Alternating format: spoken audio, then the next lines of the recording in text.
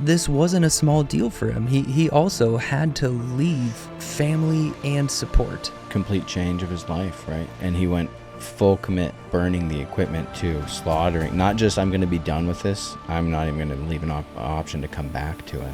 Oh man, I never thought about that. The vast majority of doubt is self-doubt, and usually if that's stopping you from following your call, it's because you're focused more on yourself than you are on God. Like, God's going to do what he wants. Are you going to let him use you is really the question. I think of my grandma, not an ounce of formal education to her name, but she could tell you scripture like Grandma Vi Google. That is education that money can't buy. I just feel like I see a lot of these young people just with different hooks in them, whether it be lies or addictions. But my goal in all of my relationships is just to see them be more free and to be who God calls them to be. I think of my children.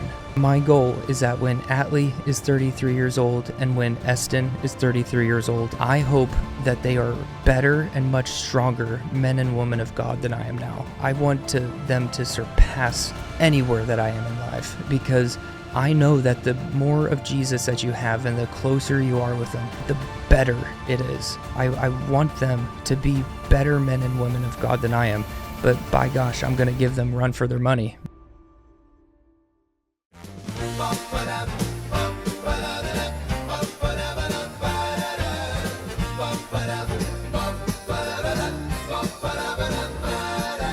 Grab a chair, pour some coffee, take a little time. We're talking Jesus and the gospel with some laughs on the side.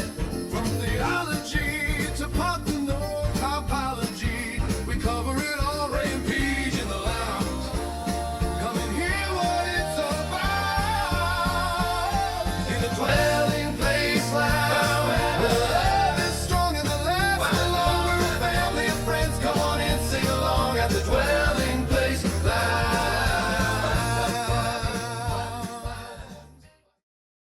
Hey, what's going on, everybody, and welcome to another episode of the Dwelling Place Lounge. I am your host today, Philip Jones, but it is not just me. I'm with a dear friend of mine by the name of Karl Thistle.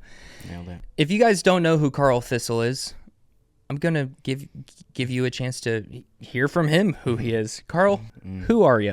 Yeah, my name's Karl. I was born and raised in Alaska from small town Willow. Been here my whole life, and I ended up just kind of stumbling into ministry in my mid-20s after a rough season, and been working with Covenant Youth of Alaska at what is called the Audio House. It's a discipleship house. The whole purpose of it is to foster a Christian community and walk alongside young adults in those formative years. So I've been doing that for 7 years now. Well, that's awesome, man. And very fitting for what we're talking about today. It's almost like I planned this. Our episode today is talking about the importance of discipleship, because we believe that this life as Christians is not just meant to be for us alone, but to raise disciples who also raise disciples. Christianese terms, all that really means is that we train up the younger generation to keep doing what we're doing. So thanks for coming on the show, man. Yeah, thanks for having me. All right, end of show, guys. Thank you for watching. We'll see you all next week. Just kidding. Let's get into the word. We're gonna keep looking in the story of Elijah and Elisha, but spoiler alert, what's happening in this episode today is that Elijah is soon to be out of the picture for good. So after this episode, no more Elijah, on with Elisha. But that's a good thing. Let's get into it. We're in 1 Kings chapter 19. Up until this point, it's important for you guys to know, if you haven't been following along, Elijah was called by God to go to King Ahab, which was a terrible king at the time, and say that it's not going to rain anymore, and that's exactly what happened. And next thing you know, Elijah is on the run for his life. He's in a cave. He meets this woman until God tells him once again, close to 3.5 years after, that, hey, go back to Ahab and present yourself. So he did that. And then this is where we get just this like awesome story in the Bible, which I'm thinking, man, I kind of want this as a tattoo of just like the fire from heaven falling down on this bull and all the dust getting cleared up, and, you know, just making Billy Mays jealous by how clean this fire cleaned up everything. And then they killed all the prophets. And then last week we talked about how Elijah is on running for his life once again, which the big question is, dude, why? You won, you won. You just saw fire from heaven consume up your offering. You just killed 450 prophets of Baal, and now you're running for your life again. You're depressed. You're comparing yourself to the other prophets. You're swirling. And where it ends is God tells him, hey, you're going to go anoint a couple of these kings to be kings over different parts of the land for the next several years, who are going to kind of bring my judgment upon Israel for what has happened with this Baal character. But you're also going to establish Elisha as your predecessor. And that's where we come in.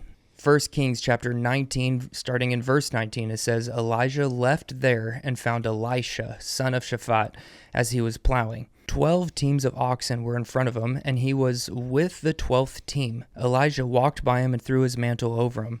Elisha left the oxen, ran to follow Elijah, and said, Please let me kiss my father and mother, and then I'll follow you. Go on back, he replied, for what have I done to you? So he turned back from following him, took the team of oxen, and slaughtered them. With the oxen's wood, yoke, and plow, he cooked the meat and gave it to the people, and they ate. Then he left, followed Elijah, and served him. I mean, just going right off the bat, this feels super reminiscent to how Jesus kind of collected his disciples. Yeah, I had that same thought on the first read. Yeah, just grabbed them out of their everyday activities, and they responded. Yeah, they were ready to let go. It makes you wonder, like, how often did this thing kind of happen? Because everybody just, nobody really denied it, Right. All the disciples on shore, he's like, hey, come with me. And they're like, oh, okay. Yeah, I don't think I'd have much success trying to call people out of their jobs just randomly today. Yeah. So kind of random question, but this has just kind of sparked my interest a little bit. Looking back in your life, going from a non-believer to a believer, what was that like? Yeah, I had early roots set down in faith. My house wasn't like a Christian household, I wouldn't say, but my mom was raised Catholic, had a bad experience, but knew that God was real, believed in that, had enough to know that there was something out there, and she wanted her kids to experience that. So she was taking us to church somewhat consistently, exposing us to things like Bible camp when she could. And I remember in the 3rd grade, I had an experience at Bible camp with a speaker who just really knew how to connect with kids and really communicated clearly to me, and the Spirit was moving too, just in a way that at 3rd grade I knew that God was who he said he was. Maybe I wouldn't have used that language then, but I believe I became a believer that day. But then it was just a really long up and down, back and forth, dual lives at different seasons and just different years of struggle before I ended up like in a place where I feel like I'm actually following Jesus. I can relate to that too. Saved really young, but what you said super relate to the dual life and seasons, Yeah. Presenting yourself as one way, living another way. And I gotta say, that is like the worst feeling. It feels awful. It feels awful, yeah. Especially when you don't want to be doing that. And sometimes you struggle with things and you don't know who to talk to, Yeah. So many of those things are just trying to care for yourself. At least in my life, that's what it was. Trying to just kind of care for myself in the ways that I knew I could comfort myself. And they were terrible for me, but it's what I knew. And like on a physical level, my body felt like, hey, this works, so let's keep doing this. Mm-hmm. That's what a lot of addiction is rooted in. I guess that's one of the benefits of discipleship as well, is when discipleship is done right, usually it's an older person raising up a younger person. Someone more experienced for sure. Yeah, and the younger person is bound to have problems, bound to go. I mean, we all do. We're going to be 80 years old still struggling with something, Absolutely. Sin tends to go less physical and more internal as you get older, but sin is sin. Yeah. And it's always nice to have somebody to be able to be vulnerable and talk to, but with discipleship specifically, is it gives you somebody to be vulnerable and to talk to, but to also have like the grown wisdom of age and experience and biblical truth spoken back into your life. Yeah. Yeah, so that's how it was with me. But I'm just looking at this with Elisha and Elisha, and I can't remember a time that I ever felt like the Lord has just spoke to me like, come follow me now. Like, you're going to do this now, whether it be, I want to say that this happened with me with being a pastor, but it didn't. I feel like I wanted to be a pastor before I even knew I was a believer, Right. Have you ever experienced anything like that? You're saying the clear calling, not asking if I've experienced something similar to what you did. Yeah, like the clear calling, like, hey, you. I think I did. You with me. What was it? I think I did. It was an interesting experience. It was when I first learned about, well, it was shortly after I first learned about what the Audio House is and the position that I now fill, the resident director position there. My wife and I, Simone, we had been married just for like a year. We had been working in Galena at a boarding school. We were on our 6th or 7th year out there. And we knew that we weren't going to be there forever, but I was very content to be there. I liked our situation. In Galena? Yeah, in Galena. Okay. I liked the village. I liked the smaller town, slower pace. Financially, we were super comfortable out there. We had good state jobs, benefits, dual income, no kids. Like, I was very comfortable out there. You guys were dinks. Yeah. Dual income, no kids. And like no expenses too. Our jobs out there came with housing. It was like if we had just hung out there for a few years, we would have been like very set. Okay. You know what I mean? So I can relate to that with me and Savannah and Cots. Yeah. So that's where I was at when I was first hearing, but I acknowledged that I knew we weren't going to be there forever, but then a friend had recommended us when Kayak, Covenant Youth of Alaska, was kind of searching around for a potential resident director at the house. And a guy named Jamie Rose, who was filling that position, reached out to us, interviewed us, explained to us the nature of the job. And the one thing that stood out to me so much was the concept of support raising, something I had never heard about. I had no ministry exposure at that time other than a couple of like few-day mission trips and Bible camps, We had a nice interview. It was nice to talk with him, but I remember like almost laughing after we got off that call and just saying like, there's no way we're doing that. And it just seemed like such a bizarre idea to me at the time to raise support to be able to financially exist. I was raised to just always, we earn our keep and you work hard and that's how you provide for yourself and your family. And that's what I was really committed to. So that made me like really wall off the idea at first. A couple days later, I was working and thinking about the interview and thinking about the position. And for the first time, I didn't consider the financial piece. And I had the realization that the position was one of the most practical versions of living out the Great Commandment, just baked into the whole position, and that would be what I was doing, to go and make disciples. And when I let that guard down of thinking like, no way, and man, God just like pierced my heart. I remember I was sitting in the stairwell working on the guys' floor in the dorms, and I just felt so convicted all of a sudden. I felt like so bad for having I just hardened my heart to the idea because of money, And he just really pierced my heart in that moment. And once I let go of that tight hold on what I thought was, the right decision, we just started exploring it a little bit, and like things just lined up so fast. And then all of a sudden we were moving out of Galena like a couple weeks later and support raising. And yeah, within a year we were at the house. Money can play such a factor. I mean, there's a lot of things that play a factor, but money specifically is one of those things that like, it's like, for me, I always say, I don't care about money, but my landlord does. And so it's like, well, I have to have it. Yeah. But I never experienced the true, like, concern about money until I moved down here and started the dwelling place, because all of a sudden I wasn't getting an income and my wife was, and it was like, she is the breadwinner. It was so hard for me to swallow that pill, especially because I do believe that men are meant to provide. Like we're providers, and God has given us that responsibility. But to provide in a different way other than income was so hard. And it was both the grace of God and also the words of my wife. I would come to her all the time and be like, hey, I think I need to get a job. I need to do part-time. I need to like figure something out. And she would tell me all the time, like, no, you are called to this. We're doing fine.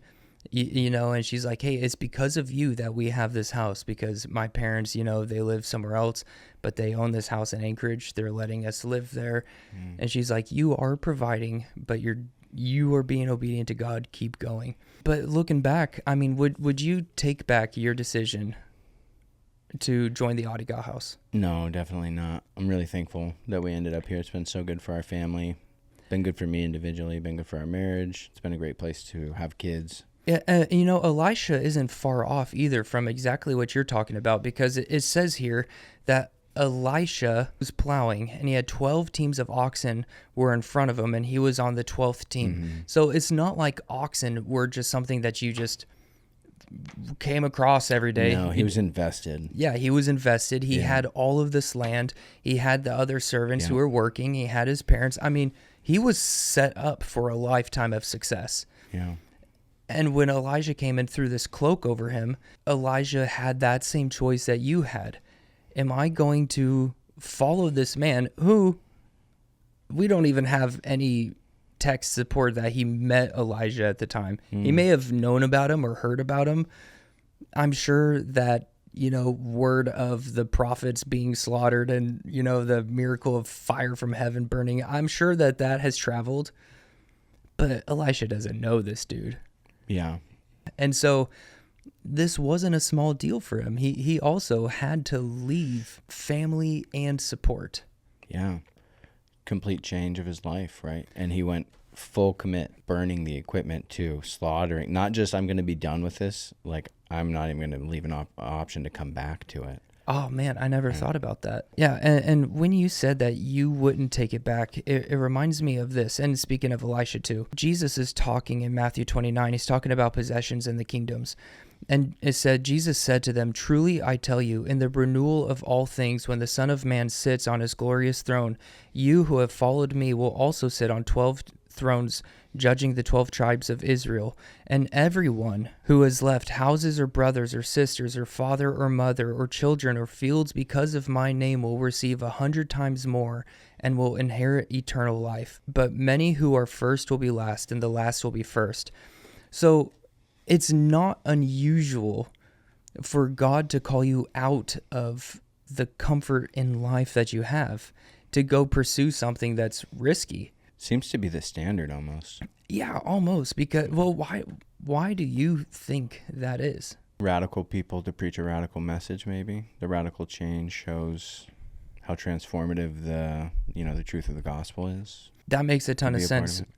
People, because people see you, and as people see you, they see what you left behind and what you sacrificed. And it almost brings, like, I don't want to say that we bring validity to the gospel, but it does show people that, like, hey, these people could have had so much more, and they believe so much in what they're teaching that they put all of that aside to come be here, living on raised support or not getting an income at all, or missionaries overseas who could be dirt poor in America and still be doing better than in some of the places missions go to. And it's like, why would you do that? Well, the answer is because we truly believe what we're teaching here. I think it's mostly hinging on eternity. Once you start really, storing up treasures in heaven, like that's not just a fun expression or a saying. You stop thinking about just being comfortable or secure in this life, and you think about eternity and what that actually means, and, the value of money starts to decrease. And I am not a prosperity gospel guy at all, but I don't believe that this is a prosperity gospel thing when I say that Jesus spoke more about eternal rewards and treasures in heaven than anybody else did.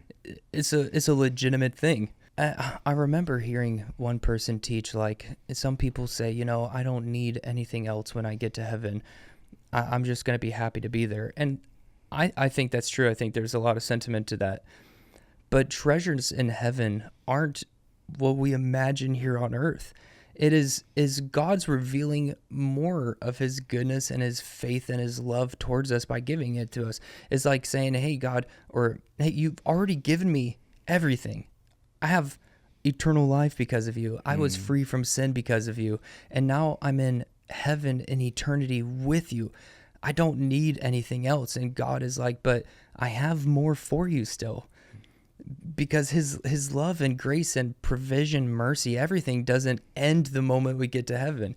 And when we look at the life that we lived on earth in obedience to God, desiring faith over performance and everything that we talk about on the show, all of that becomes like physically manifested in front of us according to what, 1 Corinthians 10, I think.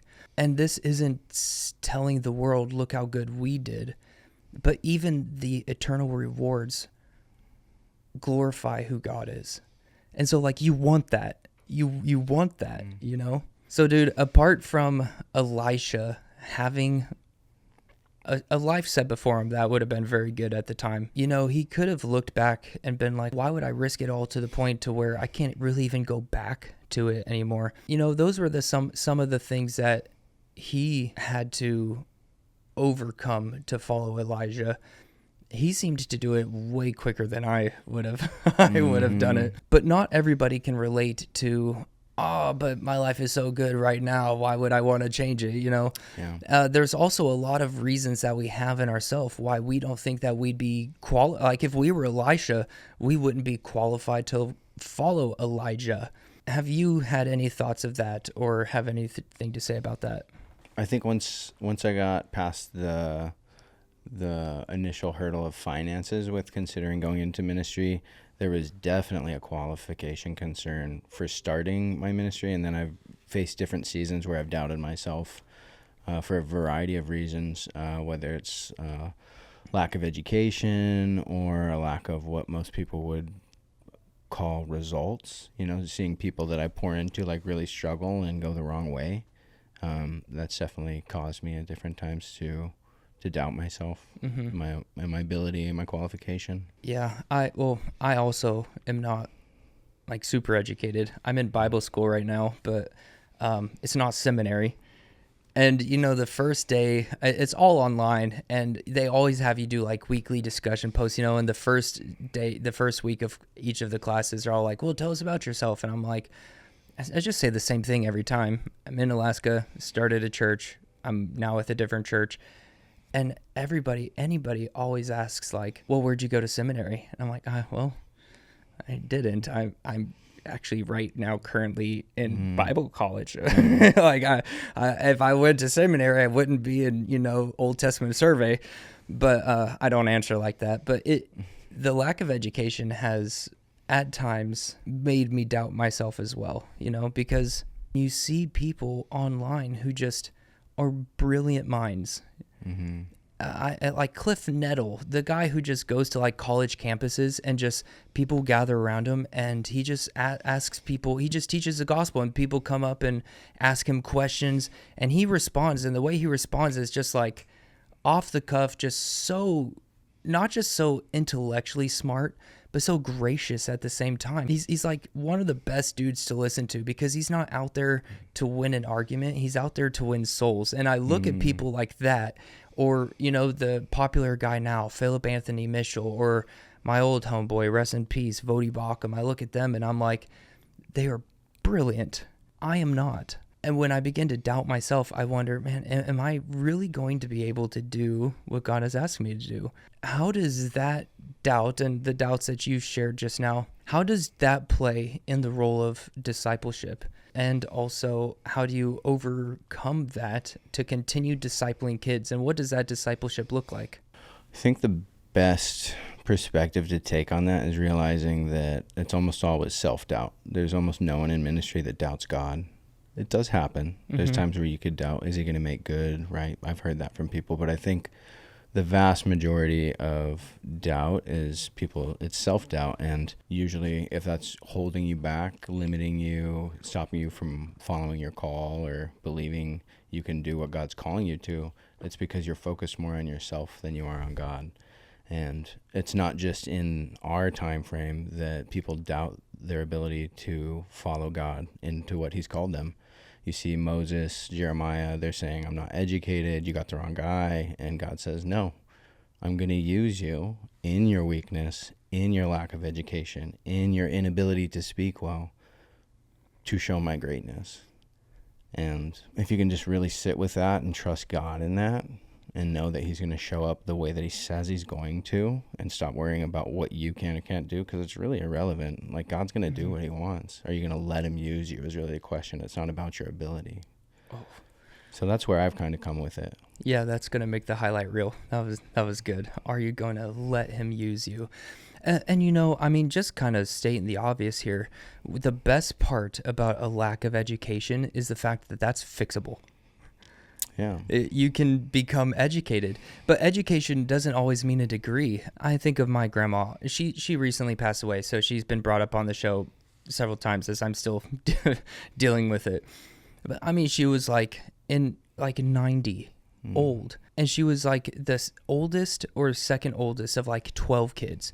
So her mom took her out of school in like 8th grade to help raise all of these babies. So no education, but she could read the Bible.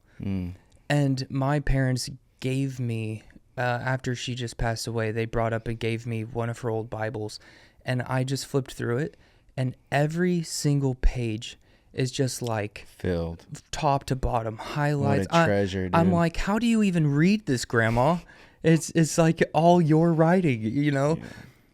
Yeah. And so not an ounce of formal education to her name outside of like middle school, but she could tell you scripture like nobody's business. And if there was anything going on in your life, she was just a Rolodex. No, most of the people watching aren't going to know what that is, but it's like a Rolodex in her brain just pops up. She's like a Grandma Vi Google, you know, for the Bible. And that is education that money can't buy. All that it was I like to word it as just this desperation for more of Jesus. All she wanted was to know God more, and her Bible is a result of what that looked like. And she did massive things in the kingdom of God without any college, but you cannot say that she wasn't educated. Yeah, I think that society today has done a really thorough job of unintentionally making intelligence very one-dimensional, and it's not all very well captured or encapsulated in the current system. Yeah, I feel like your grandma's a great example of that. And, I mean, we have it easier than she did too, because again, we have the internet. She didn't have the internet until she was, I don't know how old the internet is, but it wasn't good until she was old, you know? And so I'm just sharing this for you guys. If education is something that you're worried about, and if you think that you can't be used because you don't know enough about the Bible, every disciple starts somewhere. That's what being a disciple is. Yeah. I mean, every disciple starts knowing nothing. Yeah. No one comes in with perfect theology or even good theology, really, right? And it's not the disciple's job to go into a discipleship thing knowing stuff. It's like college. You don't go into college knowing anything. Right. You don't start equipped. You show up wanting to learn, wanting to become equipped, wanting to be changed, right? Yeah. And so here's a question for you. There may be people listening, and I know that I've experienced this in my life as well, that's like, well, I feel qualified. I feel like I have things to share. I just don't know where to start. How do I find a disciple? How do I find somebody that even wants to listen to me? That could be tough if you don't have any natural, ins for relationships. For me, it's kind of very much so baked into my position, But if you're not in ministry, you still should be discipling someone, right? Everyone should be in the process of walking along someone that they're a little bit further ahead in life. Why do you say that everybody should be part of discipling? Well, it's one of the clearest directives given by Jesus. Jesus often taught in parables and like kind of you figure it out and read between the lines, but he just said, go and make disciples. Oh, the Great Commission. The Great Commission, yeah, which was the piece that like really convicted me back in my first answer about coming into ministry. And he didn't have any no disclaimers. No disclaimers. No exceptions. He said, go make disciples. If you're following me, this is part of it. I mean, he's talking to his disciples, But when we read the Great Commission, we read it as like an understood royal you. If you are reading this right now, go and make disciples of all nations. It doesn't mean you have to go be a missionary overseas, but where God leads you to, go. And when you go, this is what you're doing. You're making disciples.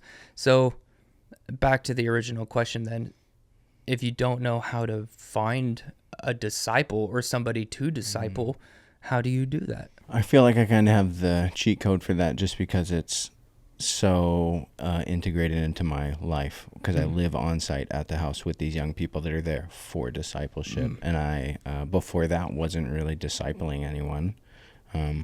So I couldn't really give a great answer on that, I don't think. I think that the best advice I could offer would be to trust God's guidance in that. If you're desiring to follow one of his directives, if you're asking for his guidance and help in finding those people, I think that he's faithful and will make that known to you.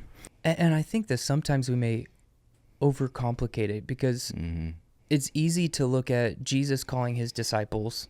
It's easy to look at Elijah calling Elisha, and Moses and Joshua, and you think that is always one-on-one, but sometimes what discipleship looks like is, I think of at my church at Eastside, we have people who serve in the kids ministry, and you don't think anything of it.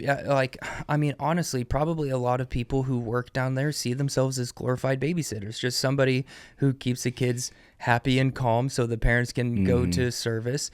But even that is discipleship, because even worst case scenario, this isn't what's happening, but even if you are just keeping the child calm, cool, and collected so the parents can be in church, what's happening is the parents are being discipled, and then they go back with their kids. True. And they are able to bring the information, the knowledge that they learned in church, and share it with their kids. And then at its best, these people down in the children's ministry are discipling. It looks different because they're young, but it doesn't look like Elijah and Elisha. Right. It looks like volunteering, but I think that's absolutely part of disciple making. yeah, it's like you said earlier, it's a spectrum. There's more ways to disciple than just one-on-one, hey, you follow me and do everything that I'm doing, Yeah. I would say anytime that you are willing to have a conversation that feels a little risky or complicated or difficult, but you're doing it because you care for that person, I think that's usually going to be a discipleship conversation. Yeah. Right. I tend to think that people don't want to interact with me, And I've had many people come up and ask me questions and, say things, and I answer and I walk away and I'm like, man, if only there was somebody to disciple that person, I would love to.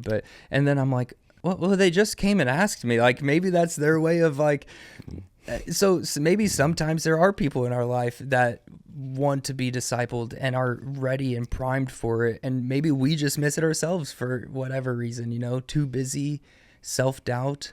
Then I think of the other thing. Okay, I'm not counting myself out. I feel like I have things to share. I feel like there's people who I can disciple in my life right now. But now the other question is, but I don't know how to do it. I don't even know what discipleship looks like. How would you respond to that? Man, discipleship in my experience, which is limited, I've been doing it for 7 years with a very specific age group. But even within that, isolated, that specific sampling, it's such a wide spectrum. It really depends on where the people are at. Some of the universal pieces of discipleship is caring enough about the person to make the time to actually disciple them. I don't think it's a super fruitful concept or model when you're just kind of showing up and throwing information at them and then leaving. Yeah. And I think it's got to be pretty consistent. And it takes time. You've got to make the time to really know where they're at, to hear them fumble through things they've never really thought about, and offer sort of a backboard or a sounding board for themselves, and also reflecting what truth you can that they might be missing, right? Maybe pointing out lies. It's just, in my experience, it takes a lot of time. Now I'm working with young adults, and they are very much they're far enough into life that they've got like how they're going to function and think and perceive things pretty ingrained at that point, right? So there's often a lot of unlearning involved, and like that's hard. Super hard. But for me in that age group, a lot of the disciple, especially early on, like the first 6 months of walking with someone, it's just pointing out the things that I hear or notice that I think like, hey, I think this is like a lie that you believe, that is just like a part of your internal narrative. And that's sadly like a really common thing. Even people that like really love the Lord, but they just have these untrue beliefs of themselves or of a function of the world, right? And it just like really, I think it's hurtful for a lot of people. Yeah. So I'm getting a little bit zoomed in on one specific thing, not trying to, but that is something that I see very commonly in like my disciple making. So do you just sit down with the kids one-on-one throughout the week, or what do you do? That's most of my week, or I would say maybe half. Yeah, the large half. Most of my week is one-on-ones. We have 12 young adults, 12 residents that live at the house. It's actually 2 duplexes, so 4 units. We have 12 young adults, and then my family lives there too. And most of my weeks is one-on-one. So we go out, we go on walks, or go sit at coffee shops, and it's just taking the time to really understand where they're at, showing them that consistently that I care about them and I want good for them, and I have nothing to gain, right? Mm-hmm. It's just like, hey, I'm here, like, where you at? And then sort of just trying my best to offer when appropriate and when I feel prompted to, a different perspective that might be helpful for them. That's probably what I would say discipleship for me looks like in a nutshell. Man, so when I first moved to Anchorage, you and I got together once and just hung out for a bit, which was great. Our 2-year-olds getting in fights together. That was crazy. That was so funny. But you also told me that outside of the one-on-ones, you do like a family dinner each week? Yeah, so that's another big function. That's the communal piece. That's what really ties us together as a community. Once a week we have everyone come over to our house and we pull out an extra table. So we got like 15 chairs and our whole kitchen is full, and we do a family style dinner together. And these are all like 20-year-olds, right? So 8 of them are dudes, so it's a lot of food. But it's a good time. And then we sit together and we do a check-in each week, traditional like talking circle style with a talking piece. That's a really important part of it. Everyone's committed to being there, and at the bare minimum, it's once a week you're going to be seen and you're going to be heard. So you can't like disappear, even if you're struggling, right? Maybe they don't say a ton, but like they're going to show up and they're going to be seen by their community. I'm seeing a couple trends in everything that you're talking about. One of the trends that I'm seeing is that you, as the discipler, kind of have to risk stuff sometimes, because when you tell somebody that like they're believing a lie, you never really know how somebody's going to respond. And I know that I've shared stuff like that with people, and you get both things. You get people who get very upset, and you get people who are very thankful, and it's like that aha, moment. But what you said earlier is what I'm really seeing in your words when you said, are you willing to let God use you? Mm-hmm. And you mentioned that you don't have any like crazy formal education. You're not a theologian.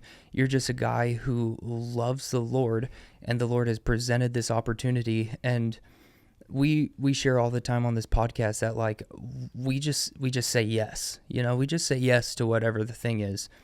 And where you are, the world would probably consider you guys not extremely successful because you're living on produced income from other people. You're relying on other people. But when we see you, like from the Lord's perspective, you're extremely successful because you've just consistently said yes. And of course, nobody's perfect, so I'm not saying that. I know that you've had to learn and stuff too. But the other thing that I'm hearing is that you are taking time to know these students, but also invite them into just life. Absolutely.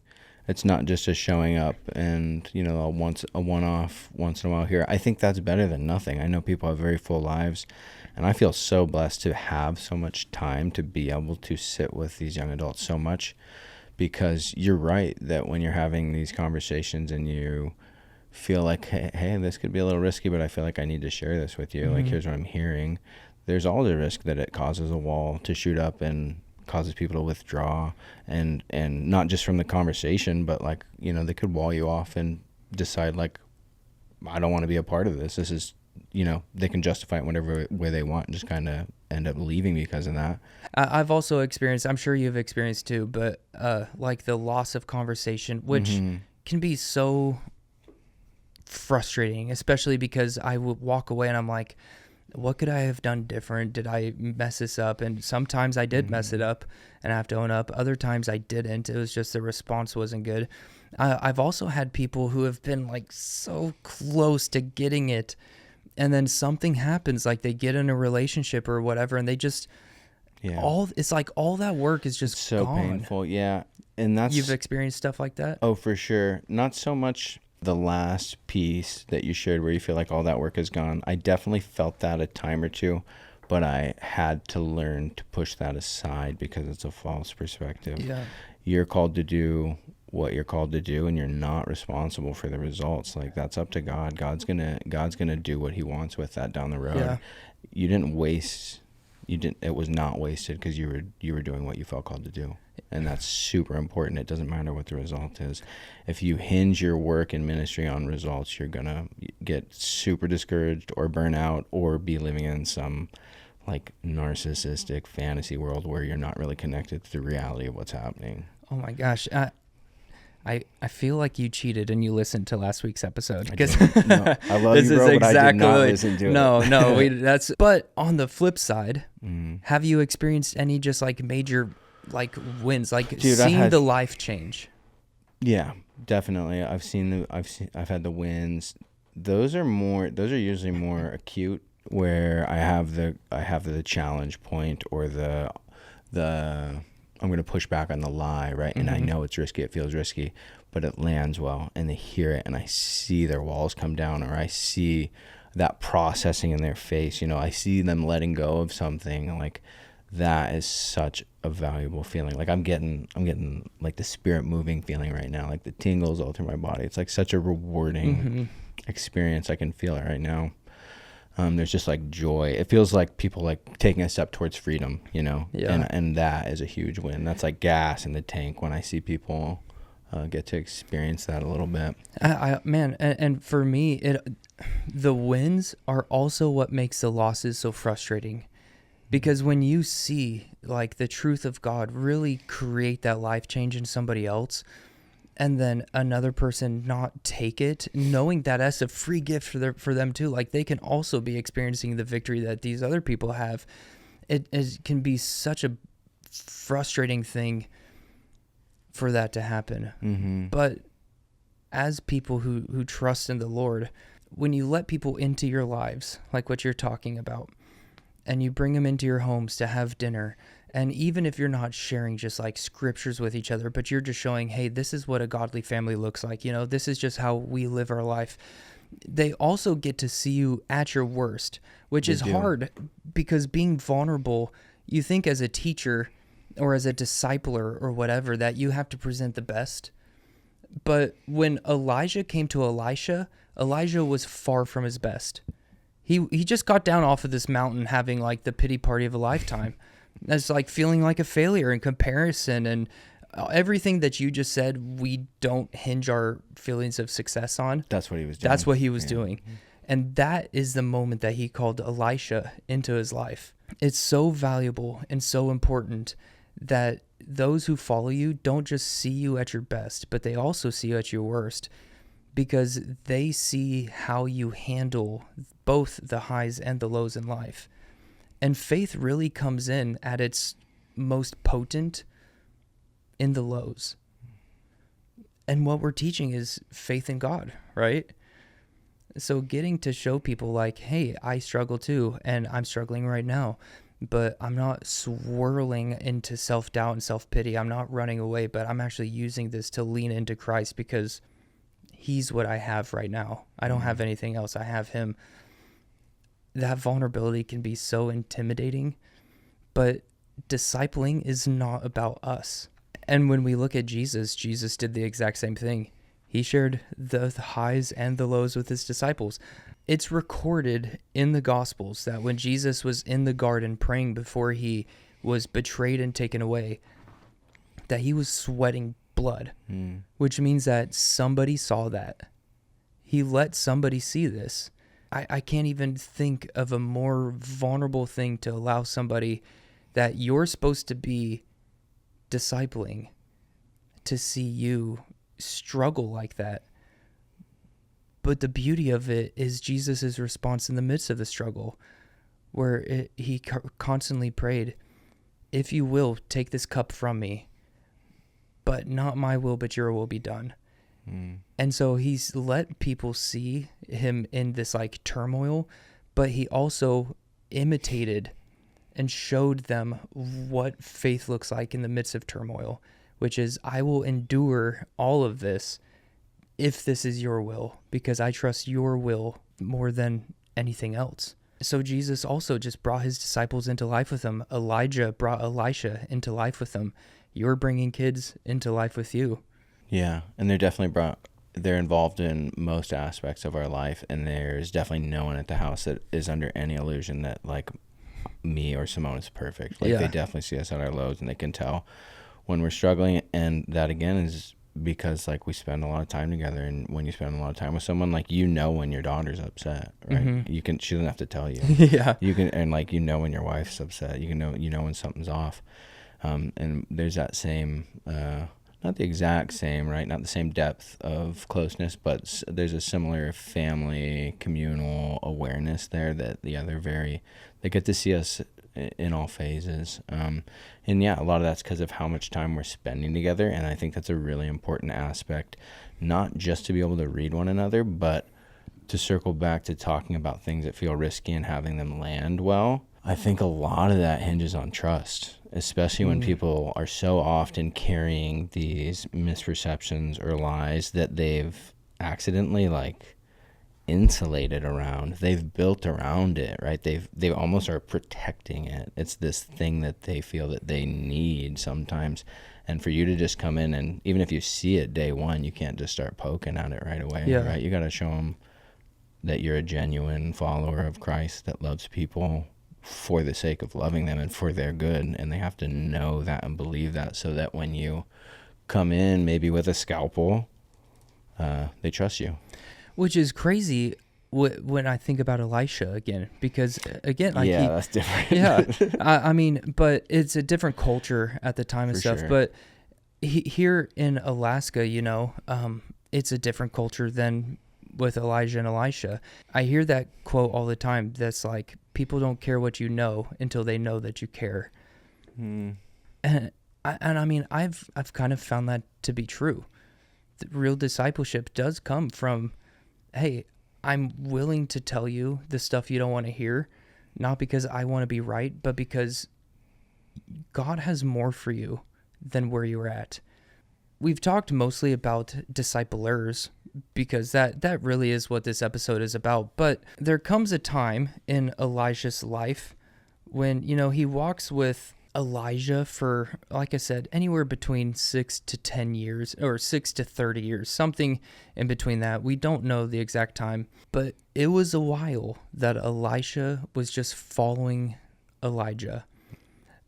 And it starts off small, and then more things happen. And I feel like this is kind of the process. Not just, I think discipling can have a wide array of stuff. You disciple people just in life, but also there's people in my life who want to get into ministry and do stuff, and they've kind of like have been trusting me to help encourage them and drive them kind of in the right direction. That seems a little bit more pinpointed. And with Elijah, it's a little more pinpointed. It's not just like the life, but you were called to be my predecessor. You're going to, very specific, or successor, whatever it is. You're going to be a prophet. You're going to be me someday. Yeah. Well, it's one of those two. I think successor. Yeah. No, very specific, and different than just, in my opinion, different than just general discipling, because it's a passing of a mantle, right? You see that he goes and he's passing it to him. He says, "You're me now," and there's certain levels of that in discipling people just in everyday life, but I think that's more of like stepping into a specific calling, right? That would be like me discipling someone for the purpose of replacing me as the RD at the house. Mm-hmm. And that's different to me than just walking alongside someone, discipling them in the path that they're on. But, Jesus he didn't just have the 12. He had like 70 plus disciples. But we only hear about the 12 because these were the ones that followed him day and night for 3 years. But then we also see special interest in only 3 of those people. This is like his, to quote The Office, his inner circle, Your boy, Kevin Malone, is in the inner circle, which doesn't exist. But then you see an even more intimate relationship with him and just one other. Was it Peter or John? I can't remember. Peter, so he said he was going to build his church on. Yeah, so he has his even closer knit with just him and Peter. And so there were layers of Jesus' discipleship. It didn't change how he felt about any of them. He loved them all the same, but he interacted with them differently. Yeah. And in our life, sometimes it is like that. You have like a wide group of people you disciple, but then it does narrow down. There are people that I'm not discipling in the way of being a pastor someday, but just living life for God. I mean, still in ministry, like the ministry of life, but not this specific form of ministry that I'm in. And I mean, Eric does the same thing with me. By me being his associate pastor, he is showing me how to hopefully do what he's doing, be the pastor of Eastside someday. I mean, I don't know if this is going to happen. I'm just saying he has a more direct pinpoint discipleship with me. And so with Elisha, he is going to become the prophet. So people who are in this stage of being discipled right now, I just want to talk a little bit more about that as well. Because one of the things that you will get into, there's many things that stop us from discipling. Like we talked about, education, just fear, comfort, whatever. One of the things that can stop you from being discipled, I would say pride. And I feel like I am very qualified to speak on this. Because I thought that pride, I thought I just knew it, man. I thought I knew it. By 20 years old, I was going to be, we've talked about this on the show too, but I was going to already have established a church in San Diego that was going to be a mega church, and I was going to be the pastor, and I was going to be the youngest pastor, mega church pastor out of all of the United States. Wow, the land of make-believe. I was like, that's me. I'm going to do that. That didn't happen even a little bit. And I'm super glad because I was not being discipled. Essentially, I was unteachable because I thought that I just knew, man. You already had it figured out. Can't teach someone that already knows. I think if this is you, please listen to me. Being unteachable is one of the worst things that you can be. And you will learn the hard way. There is no other way around it. You will learn the hard way. I definitely learned the hard way, And finally, there came a time where I just got humbled and smacked down and realized that I need to just start where my pastor told me to start, And up in Kotzebue, starting meant cutting pallets because we had service in their living room. And I thought that I was qualified to just run this whole church. And instead, what Lance asked me to do was, it's winter time, it's cold, we need wood for the wood stove, so can you cut pallets? And that was my humbling factor. It was the worst. I hated it. But even that was him discipling me because I'm pretty sure that he knew what I needed, and what I needed was a heavy dose of reality that I'll get there, but I'm not there yet. So now go cut some pallets, That was Lance Kramer?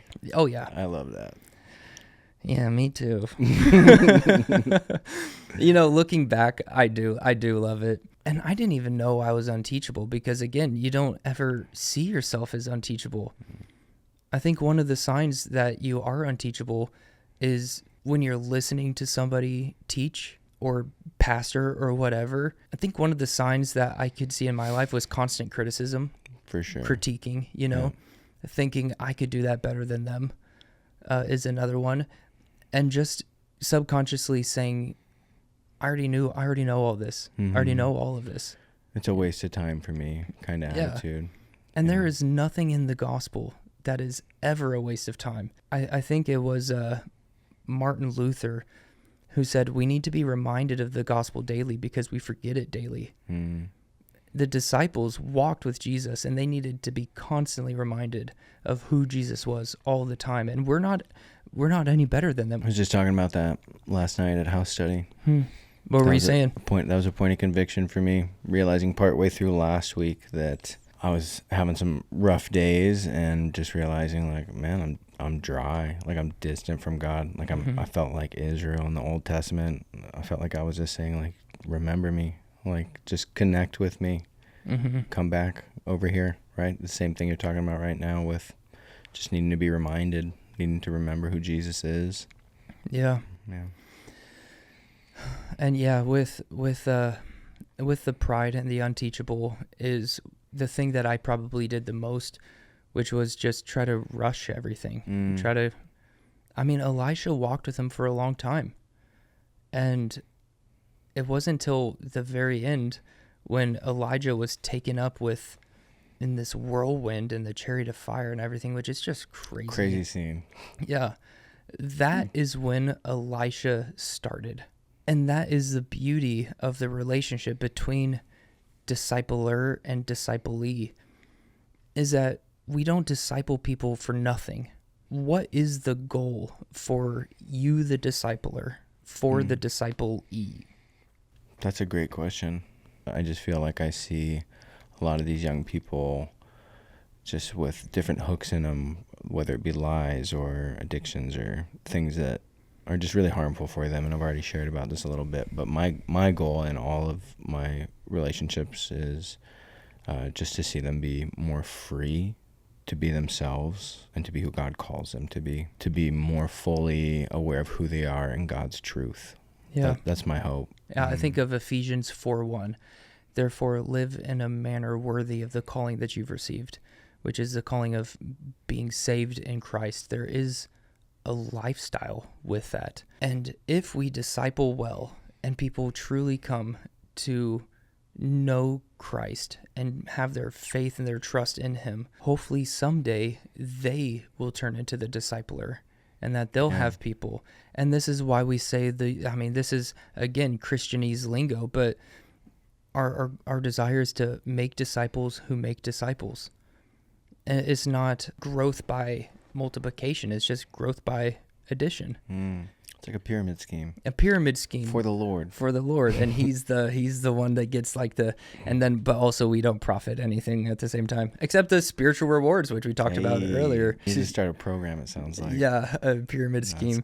Cult vibes. Let's not Oh, that is, yeah. I can't speak of cults. Yeah, cults get me. So long story short, when we disciple people, there is a goal, which is to see their life in Christ. And hopefully that disciple makes disciples. And for you who are being discipled, remember, your time is coming. You're not being discipled because you're stupid. You're not being discipled for any negative reason at all. You are being a part of the life of Christ that Christ has laid out. And also like the kind of the blueprint plan for ministry. But then that day comes when Elijah was taken away and he left his cloak, probably the same cloak that he threw on Elisha when he called him, was left on the ground. And Elijah picked it up and began. And you know what's wild? This is just a quick fact, a quick fun fact, but it's so cool. At the end of 2 Kings chapter 2, it says, 50 men from the son of the prophets came and stood observing them at a distance, Elijah and Elisha, while the two of them stood by the Jordan. Elijah took his mantle, rolled it up, and struck the water, which parted to the right and the left. Then the two of them crossed over on dry ground, and when they crossed over, Elijah said to Elijah, "Tell me what I can do for you before I am taken from you." So Elijah answered, "Please let me inherit 2 shares of your spirit." which is crazy. And I love Elisha's desire. I think of my children. My goal, if I do my life right and I parent them correctly, my goal is that when Atlee is 33 years old and when Eston is 33 years old, and if I have any more kids, when they're 33 years old and they're my age, I hope that they are much better and much stronger men and women of God than I am now. I don't want to be the bar. I want them to surpass anywhere that I am in life, because I know that the more of Jesus that you have and the closer you are with him and the stronger your relationship with him is, the better it is. That's what I desire. I want them to be better men and women of God than I am, but by gosh, I'm going to give them run for their money. But then what happens, he says those words, "Let me inherit 2 shares of your spirit." Elijah replied, "You've asked something difficult. If you see me being taken from you, you'll have it. If not, you won't." And as they continued walking and talking, which I love that, just walking and talking, Elijah, they know that he's going to be taken today. This is their last time together. They're not doing anything crazy. They're just walking and talking and splitting the sea. But, we're splitting hairs here. But that is probably what their discipleship constantly looked like, was walking and talking and teaching him how to do things and giving him opportunities to do things. And then as they were just walking and talking, a chariot of fire with horses of fire suddenly appeared and separated the 2 of them. Then Elijah went into heaven in the whirlwind. And as Elijah watched, which means that he's going to get this blessing of the double portion. And he kept crying out, my father, the chariots and horsemen of Israel." A little fun fact about the Bible is that there are twice as many miracles recorded in Elisha's lifetime as Elijah's lifetime. Yeah, that's pretty cool. I didn't know that. Yeah. Well, at the end of all of it, Karl, since our time is coming to its kind of natural conclusion, if our people turned the show off, only remembering what you're about to say, what would you say? Don't let your doubt get in the way of what God wants to use you for. We're all qualified to help people know Christ, right? Well, it's just kind of the other side of the same coin, really. Don't doubt, and you're qualified, right? That's the same thing. And about that, there are some qualifications for leading, but those qualifications are for like deacons and elders and pastors. There aren't qualifications for disciples. We, like you just said, we are all qualified to make God known. And that doesn't mean full-time, be heinous. I mean, take to heart what Paul says, imitate me as I imitate Christ. Keep striving for that desire, that life in Christ that is so strong that you want other people to have it, and you can help bring people to that by the power of the Holy Spirit. And man, it's so worth it, right? Definitely worth it. Wouldn't take anything back. Well, bro, thanks for being on the show today. It's been a pleasure to have you. And we will see you guys next week. Interesting week next week. This is one of the weeks where Elisha, they call him Baldy, and he sends like these she-bears to just rip up like 40 kids. There's a reason for it. We could talk about it next week, but until then, we'll leave you guys in awe and wonder. All right, we'll see you guys. Bye.